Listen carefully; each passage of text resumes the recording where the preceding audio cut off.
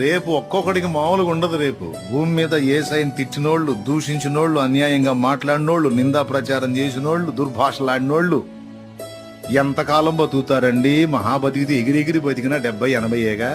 ఇప్పుడు షుగర్ బీపీలు దెబ్బకి ఇంకా పెందలాడే. వాడు ఎన్ని తిట్టని, ఎంత మిడిసి పడని, ఎంత పచ్చిపాటు పడని, ఎంత దూషణ పొందనే పడని, వాడి పాటలన్నీ పడని, వాడి ఇష్టం వచ్చినట్టు మాట్లాడుతున్నాడు. ఒక్కొక్కడు మాట్లాడే, ఏం పర్వాలా, రేపుందిగా. ఒక్కొక్కడికి బ్యాండ్ మేళం మోగిస్తాడు గాడ. నా తోడు ప్రతి మోకాలు నా ఎదుట వంగును, ప్రతి నాలుక ప్రభువుని స్తుతించును. మొత్తం రేపు అక్కడకు రాగానే వాడు ఆటోమేటిక్ గా ఆయన చూడగానే, ఆ న్యాయపీఠం మీద ఆయన చూడగానే మోకాళ్ళు ఆటోమేటిక్ గా బెండ్ అయిపోతాయి. గడగడగడగడ ఉనిసేస్తాడు. భూమి మీద జడ్జిని చూస్తేనే పోసుకుంటారుగా నేరం చేసినట్టు. ఇక ఆ రాజాది రాజును చూస్తే ఉంటుంది ఒక్కొక్కడికి. భవిష్యత్ చూడట్లా ఈ మిడిసిపడేవాడు.